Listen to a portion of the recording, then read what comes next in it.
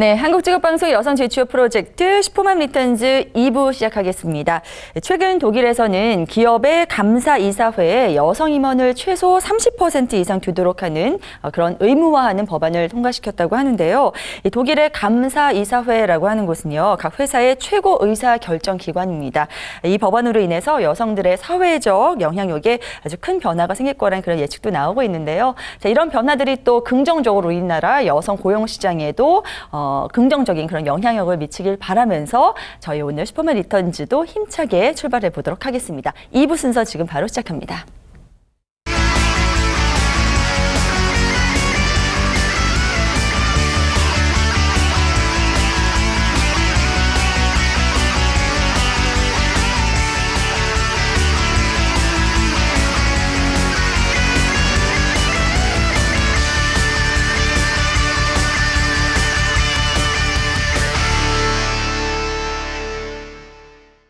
네, 슈퍼맘 리턴즈 2부. 오늘은 여성의 소자본 창업에 대해서 자세하게 이야기 나눠볼 텐데요. 도움 말씀 주실 전문가 먼저 소개해드리겠습니다. 창업 컨설턴트 김중민 소장님 나오셨습니다. 어서 오세요. 네, 안녕하세요. 네, 이번 주부터 창업 이야기에 대해서 본격적으로 한번 들려드리도록 하겠습니다. 네, 자 그리고 여성 창업 코칭 컨설턴트 김나희 소장님도 함께하셨습니다. 어서 오세요. 네, 안녕하세요. 여러분, 김나희라고 합니다.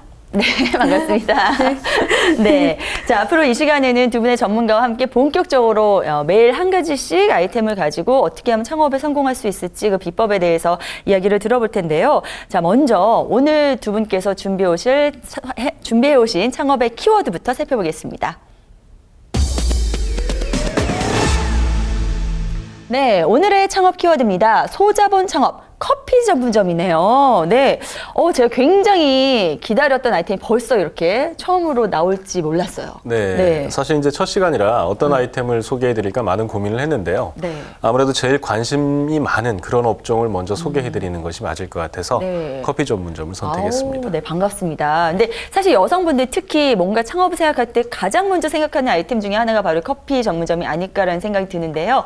실제로 제 주변에 봐도 이 커피로 창업하신 분들이 남녀 뭐 다 있어요. 근데 또 이게 쉽지 않아 보이더라고요, 선생님. 네. 너무 어렵죠. 왜냐하면 소비자하고요, 창업자하고 입장이 다른데 소비를 많이 하는 여성일수록 즉 커피 전문점에 많이 다니는 여성들이 본인이 창업을 하면 잘할 것이다 이렇게 생각하는데 중요한 정보들을 빠뜨릴 경우가 많이 있습니다. 맞아요. 오늘은 그런 부분으로 하나씩 짚어보도록 하겠습니다. 네, 맞습니다. 소장님 말씀대로 실제로 커피를 많이 드시는 분들께서 뭔가 내 아지트 같기도 하고, 그리고 정말 내가 사장이 돼서 커피를 마시면 얼마나 하루에 공짜로 많이 마실 수 있겠어요. 뭐 이런 것들을 생각하면서 도전을 하게 되는데 결코 만만치 않은 곳입니다. 오늘 이 커피 전문점에 대해서 낱낱이 두 분과 함께 이야기를 나눠보도록 할 텐데요. 저는 사실 근데 두 분께서 이 커피 전문점의 키워드로 꼽아 오신 거가 약간 의아하기도 하고 또 어떻게 보면 당연하기도 했어요. 왜냐면 당연하다는 생각도 들은 게 너무 많잖아요, 주변에. 그렇죠. 너무 많은 사람들이 하고 싶어 하잖아요. 그래서 좀 두 분이 이제 너무 당연하기도 하고 두 분께서 이런 어떻게 보면은 굉장히 구태의연한 이 커피 전문점을 지정해 오신 거에 대해서 조금 의아하기도 했는데 키워드로 선정해 오신 이유를 좀 자세히 들어볼 수 있을까요? 사실 커피 전문점이 소자본 창업군이라고 꼭 국한시킬 수는 없는데요. 네네. 아무래도 여성분들이 창업하기 위해서는 소자본 안에서 창업을 하는 커피 전문점의 어떤 형태가 있습니다. 거기에 대한 허와시를 좀 자세하게 알려드려야 될 것 같은데요. 일단 우리나라에서 커피 전문점이 왜 이렇게 많이 생겼는가에 대한 것도 한번 좀 살펴볼 필요가 있다고 봅니다. 우리나라 사람들이 이렇게 커피를 많이 마셨나요? 그렇진 않았어요. 근데 사실 외국에서 볼 때도요. 커피 전문점이 단시간에 이렇게 급속도로 늘어난 나라는 우리나라가 뭐 유일하다. 이런 얘기들도 들린다고 합니다. 네. 시기적으로 보면 대략 한 5년에서 한 6년 정도 시점 전부터 좀 거슬러 올라가면서 대중화되고 되게 많이 생기기 시작을 했는데요. 아무래도 창업 아이템 중에서 여성분들이 선호하면서 또 창업하기 편하고 그때 한창 분위기가 무르익으면서 좀 돈이 된다라는 형태의 소문들이 많이 돌았습니다. 그렇게 해서 프랜차이즈 커피 전문점 브랜드를 선택을 하게 되고요. 보통 그런 경우는 중대형 평수를 많이 시작을 했습니다. 그리고 그 이후에 경험이 없는 초보 창업자나 여성 창업자분들이 중소형 규모의 테이크아웃 전문점을 좀 많이 오픈을 하기 시작을 했었고요. 그렇게 해서 이제 대형과 소형에 대한 그 커피 전문점들이 양분화되면서 많이 생기기 시작했고요. 또 그 시점에서 우리가 돌아다녀 보면 네. 좋은 건물에는 항상 커피 전문점이 들어가 있지 맞아요. 않습니까? 네.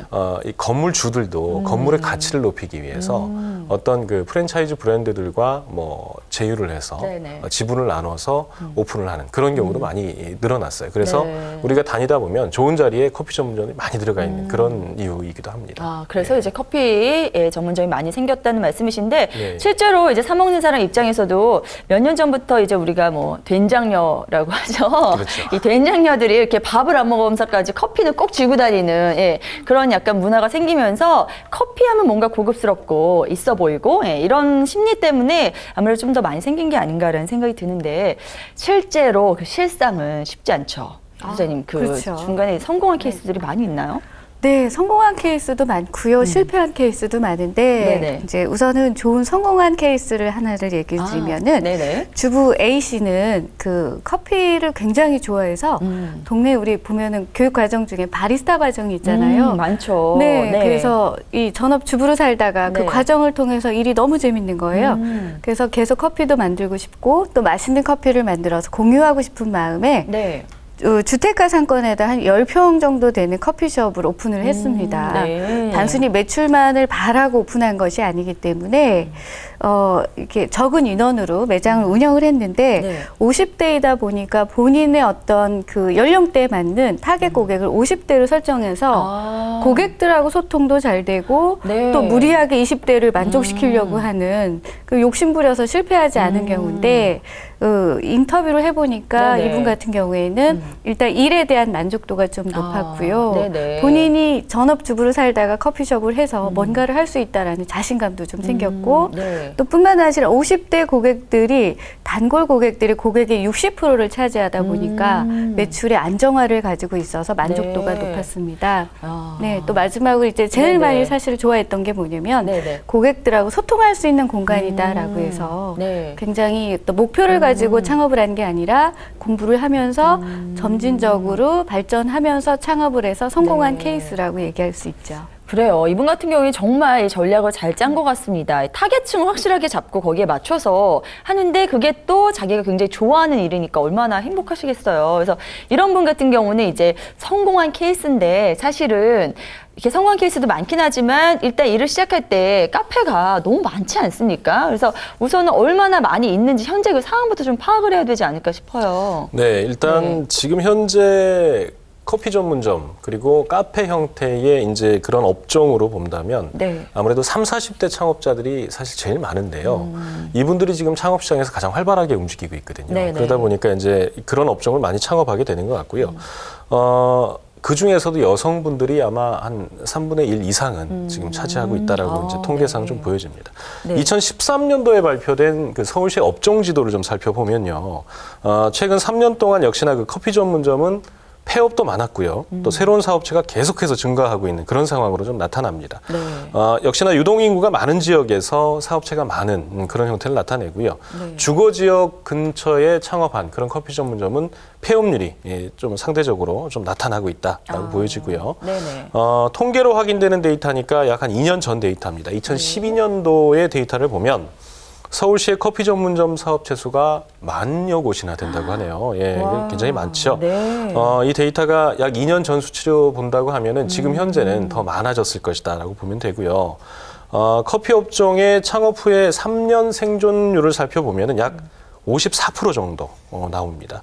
그러니까 두세 곳 정도에서 한 곳만 살아남는 그런 정도의 경쟁률을 나타내고 있다고 보여지고요. 네네. 인구 분포로도 산출을 해보면요.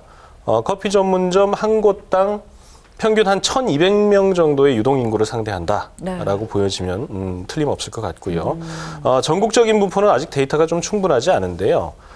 작년에, 그러니까 2013년도에 KB카드와 구글에서 조사된 우리나라 그 7대 커피 전문점 브랜드를 살펴봤을 때 전국적으로 약 3,000개의 가맹점을 볼 때 서울, 경기에서 한 1,800여 곳 정도가 성업을 하고 있고요. 그 외에는 대구와 부산, 광주 같은 광역시 쪽에 역시 네. 분포가 많이 되고 있는 것으로 나타납니다. 네, 뭐 지금 전문적으로 조사를 해오셔서 뭔가 수치를 많이 알려주셨는데 네. 일단 숫자가 나오니까 저는 좀 머릿속이 좀 복잡해지는데 일단은 결론적으로는 많아도 굉장히 너무 많다. 많은 거고, 그렇다고 그리고 볼 수가 계속해서 생기고 있다. 이 정도는 알 수 있을 것 같아요. 근데 사실 많이 생기는 것도 생기는 거지만 그동안 이제 초창기에 붐을 일었던 그런 형태에서 조금씩 이제 트렌드가 바뀌어가고 있다는 생각도 들거든요. 요즘은 굉장히 작은 형태에서 네네. 개인의 어떤 특화를 살린 그런 커피 전문점도 많이 생기고 있는 것 같더라고요. 네네. 이 트렌드는 어떻게 변화된 걸로 보시나요? 요즘 트렌드 같은 경우에는 아무래도 기존에는 커피 전문점이 커피 하나만 맛이 있으면 된다라고 생각을 하고 이제 그 커피에 대한 학습과 교육을 가지고 창업을 많이 하셨는데요. 네. 요즘은 커피는 어떻게 보면은 필수 아이템화 돼버렸어요. 그래서 네. 커피와 더불어서 다른 고객한테 어필할 수 있는 그런 메뉴들을 좀 보강을 해서 판매를 하시는 경우가 이제 많이 변해가고 있고요. 네. 그런 형태에서 본다 그러면 근래에는 브런치 카페라고 많이 좀 알려져 있죠. 또는 뭐 베이커리 카페도 그 한 종류입니다. 직접 수제로 가공해서 맛이 있는 음식을 제공하는 형태.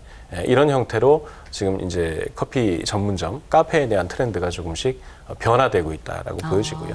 또 고객 입장에서도 그런 신선한 음식을 직접 거기서 커피 음료와 함께 먹는다라는 개념이 굉장히 점포에 대한 이미지를 또 좋게 각인할 수 있는 기회가 되기 때문에요.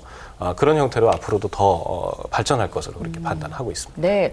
자, 그리고 특히 이제 여성 창업자의 경우에는 타겟을 이제 여성 쪽으로 하는 게 조금 더 유리하지 않을까 싶은데 또 여성 손님들의 특성을 생각해보면 테이크아웃해서 이렇게 바쁘게 움직이는 것보다는 그냥 이렇게 모여 두런두런 이야기하면서 커피도 마시면서 그렇죠. 샌드위치도 드셔 가시면서 이제 이야기를 많이 나누는 그런 형태들을 좋아하기 때문에 이런 변화하는 업종의 특성도 좀 잘 파악해야 되지 않을까 하는 생각이 듭니다.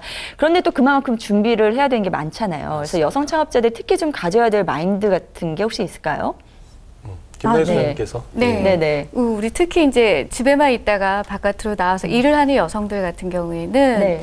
어떤 사회적인 인식이나 직업적인 인식 이런 것도 부족할 수가 있고요. 특히 커피라고 하는 것은 감성을 판매하는 곳이기도 하고 서비스를 판매하는 것이기도 하는데 네. 지금 이 우리 창업자들이 가장 중요하게 생각하는 게 바로 서비스 마인드입니다. 아무리 좋은, 아무리 맛있는 커피를 가지고 있다고 하더라도 네. 고객한테 어떻게 전해지고 고객이 어떻게 느껴지느냐에 따라서 만족도가 굉장히 달라집니다. 또한 이 서비스 마인드 안에는 고객의 니즈와 원추를 찾아내는 일도 굉장히 중요하죠. 네. 그래서 고객이 원하고 좋아하는 곳에 방문해서 지갑을 열기 때문에 끊임없이 고객의 니즈에 관심을 갖고 또한 감성 서비스를 전달하기 위해서는 나름대로 준비가 많이 필요합니다.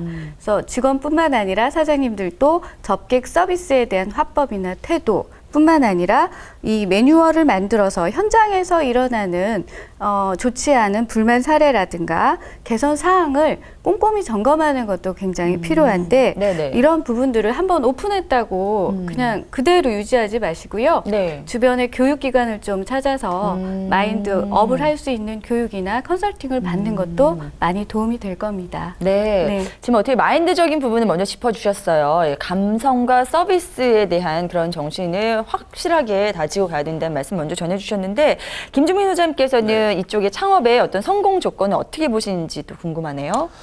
커피 전문점은 이제는 굉장히 경쟁이 과열된 그런 업종입니다. 그러나 계속 창업이 양산되고 있는 업종이거든요. 네. 제일 중요한 게 이제 트렌드를 좀 읽으셔야 되는 부분인데 그런 가운데서 이제 창업을 할 때 일단 점포의 위치는 정말 중요합니다. 너무 중요하죠. 예. 네네. 그러나 이제 보통 여성분들이 생각할 때 네. A급 상권, 네. 뭐 흔히 잘 알려진 그런 곳만 생각을 하게 되는데 네. 비슷하잖아요. 이제 여성분들이 창업하는 소자본 창업 아이템 비용군에는 들어가질 못합니다. 네네. 눈높이를 좀 낮추셔야 되고요. 네. 이제는 대형 건물 안에 입점이 되거나 아니면 어떤 그 주거 지역 네. 그리고 사무실이 밀집되어 있는 지역 내에 소규모의 틈새 상권을 노리셔야 됩니다. 네. 예. 발품 파시면 분명히 매장에 나올 수 있거든요. 네네. 어디 뭐 의뢰를 하거나 해서 기다리는 형태가 아니고요. 이제는 점포를 적극적으로 찾아서 창업하시는 게 가장 중요한 부분이고요. 네. 그리고 이미 커피 전문점은 생활의 한 문화로 이제 자리를 잡았기 때문에 운영 방법의 차별화와 전문화는 이제 필수 조건입니다. 이제 뭐 규모가 작지만 네네. 맛있는 커피를 내주고요. 그렇죠. 그리고 어떤 그 독특한 우리 가게만의 스토리가 있는 그러니까 하나의 그 스토리텔링이죠. 네네. 하나의 문화가 있는 그런 공간으로 이미지 메이킹을 하시는 것이 적은 규모의 커피 전문점을 오픈하실 때 굉장한 도움이 됩니다. 네. 고객들한테 강한 그 임팩트를 주기 때문이고요. 그리고 이제는 그 커피만 판매해서는 경쟁이 안 됩니다. 네. 뭐 가격 파괴에 대한 부분도 굉장히 많이 시도를 하고 있고요. 네네. 좋은 커피를 로스팅해서 판매하는 곳은 이제 한 집 건너 한 집에서 판매를 하고 있기 때문에 네. 다양한 아이템의 다변화가 시도가 좀 돼야 됩니다. 아까 전자에 말씀드렸듯이 브런치나 아니면 베이커리 네네. 이런 것들도 과감하게 배우셔서요. 네. 적은 매장이지만 생산할 수 있는 그런 품목들을 개발하셔야 돼요. 그래야 경쟁에서 이길 수 있는 그런 조건을 좀 갖추신다 이렇게 보여집니다. 네, 맞습니다. 무엇이든지 이제 많이 있는 것은 자기만의 전략이 필요할 거고요. 그리고 그 전망을 봤을 때 아직 계속 생겨나는 추세라면은 뭐 아주 나쁘지만은 않게 볼 수 있는 그런 상황이기 때문에 여러분들이 노릴 수 있는 그런 틈새 전략을 잘 짜는 게 중요하다는 생각이 듭니다. 실제로 제가 여의도에 사는데요. 여의도에 워낙 회사가 많잖아요. 그러다 보니까 회사원이 정말 많잖아요. 그러다 보니까 이제 저희들 우스갯소리로 점심 장사만 잘 돼도 직원들 월급 충분히 줄 수 있다는 그런 얘기를 할 정도인데 그래서 커피 전문점이 진짜 많아졌어요. 조그만 커피 전문점들이. 근데 아까 말씀하신 대로 정말 유동인구가 많은 게 아니라 큰 건물에 정말 2층에 중간에 그러니까 차를 굳이 세우고 가서 거기 올라가가지고 사야 되는 그런 위치에서도 대박난 집이 있거든요. 근데 그런 집을 보니까 아르바이트생들이 그렇게 이쁘더라고요. 네, 잘생기거나 이쁘거나. 예, 물론 커피 맛은 기본적으로 좋고요. 그래서 그 집이 이렇게 대박을 나서 2호점, 3호점까지 이렇게 오픈했다는 이야기가 있어요. 예, 그래서 그런 나름의 전략이 좀 필요하지 않을까 싶은데요. 예, 그래서 정말 사장님이 머리 잘 썼다 이런 생각이 드는데 그런 전략들을 자기가 계속 개발을 해 나가야 되는 거고요. 일단 시작하기에 앞서서 창업자들, 특히 여성의 입장에서 꼭 이것만은 놓치지 말아야 될 그런 점들이 있다면 정말 숱한 사례를 봐오신 소장님께서 좀 정리를 해주시면 좋을 것 같아요. 네, 여성을 타겟으로 하는 업종들이 굉장히 힘듭니다. 네. 왜 그러냐면 남성들은 불만이 있어도 잘 표현하지 않거든요. 근데 여성들은 좀 까다롭고 네. 소문도 많고 트집도 잘 잡고 아주 힘든 고객이 많죠, 여성들 네. 중에. 그러나 네. 또 이 소비자들 중에 많은 여성들이 네. 손님을 몰고 다니는 현상이 있습니다. 네. 남성분들은 소문력도 사실은 좀 약하고요. 맞아요. 네. 네, 동반 고객을 유입하는 데도 조금은 소극적이지만 여성들은 본인이 감동하면 가만히 있지 못하죠. 네, 또 블로그에 올리고 네. 글 올리고 소문 내고 있잖아요. 그래서 네. 오히려 이 장단점을 같이 가지고 있는데요. 근데 여성들이 가지고 있는 특징과 장점을 잘 살리는 게 좋습니다.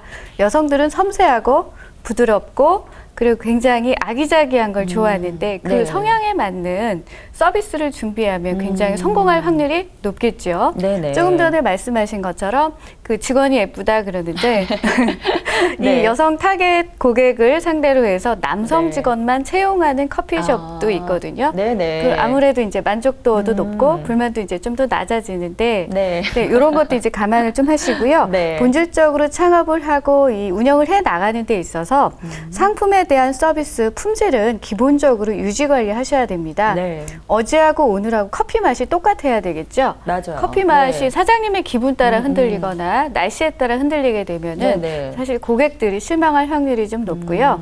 두 번째는 고객의 니즈와 원추를 지속적으로 찾아야 되는데 이 지속적으로 찾아서 어디에다 쓰느냐 결국엔 차별화 서비스를 만드는데 응용하시는 게 가장 좋습니다. 네. 다른 커피 전문점에는 없는데 우리 전문점에만 있는 그런 것들이 결국에는 우리 사장님과 직원들이 네. 고객한테 얼마나 관심을 갖고 무엇이 필요한지를 뽑아내는 기법이라고 할 수가 있고요. 네. 세 번째는 이 5개월을 운영하든 3년을 운영하든 한결같은 유지 관리가 필요하다 맞아요. 생각이 됩니다. 네네. 우리가 처음에는 굉장히 어때요? 몰두하지만 네. 시간이 지나면서 조금 이 긴장하는 마음이 풀어지는데 네. 그렇게 되면은 네. 이 타이트한 운영 기법도 무너질 수가 있어서 네. 한결같은 마음을 유지하는 게 정말 네. 필요하다고 말씀드리고 싶습니다. 네, 저도 커피 굉장히 좋아하는 사람으로서 정말 하루에 두세 잔씩 사 먹거든요. 근데 어떤 집을 가면 정말 아르바이트생 할 때 누가 한일할 때 커피 맛이 달라지는 집이 있더라고요. 근데 사장님한테 제일 맛있었고 알바생들이 있을 땐 좀 맛이 덜한 경우가 있는데 이런 관리 굉장히 잘해야 되겠다는 생각이 듭니다. 근데 사실 많은 창업자들이 이렇게 두 분의 전문가 같이 든든한 그런 지원군의 지원 사격을 받으면서 창업을 하면 참 좋겠지만 사실 이런 걸 모른 채 그냥 감만으로 창업을 했다 실패를 하신 분들 많이 계시잖아요. 그래서 이런 사례를 또 실패의 사례로서 우리가 좀 뭔가를 배울 수 있는 게 있을 것 같아서요. 실패 사례를 좀 혹시 들어볼 수 있을까요? 네, 우리가 쉽게 생각하는 경우를 좀 많이 보는데 네. 그럼 실패할 확률이 높은데요.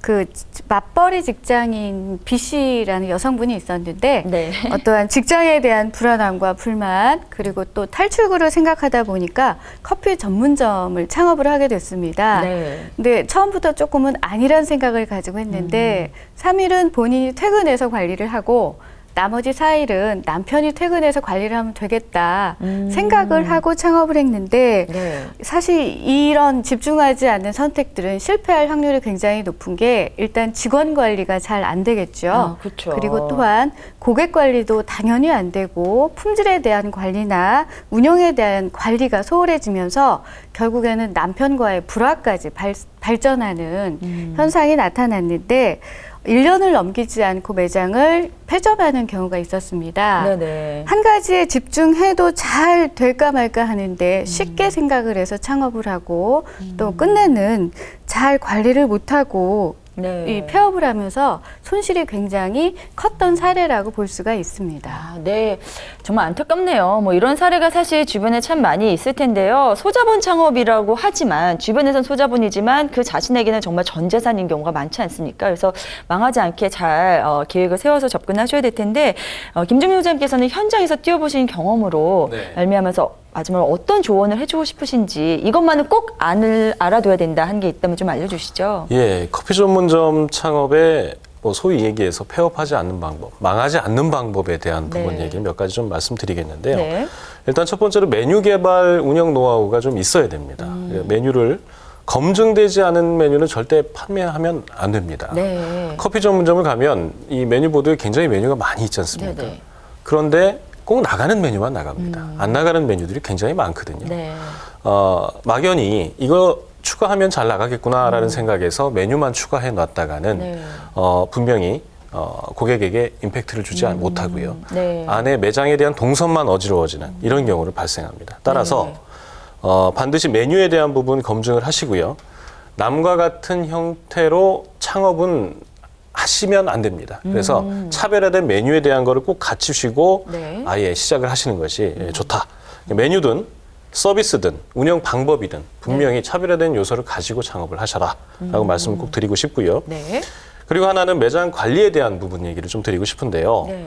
종업원이나 바리스타에게만 꼭 커피 추출을 맡기시는 분들이 계십니다.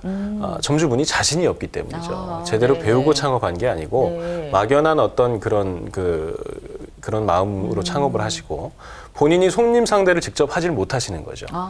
이런 경우는 손님이 아십니다. 네. 예, 아까 말씀드린 대로 커피 맛이 달라지게 되는 거고요. 네네. 예, 매장에 대한 부분에 있어서는 반드시 주인이 직접 메뉴를 제공할 수 있는 형태까지의 자신감을 갖추시고 네. 창업을 하시라는 것 꼭 말씀드리고 싶습니다. 네.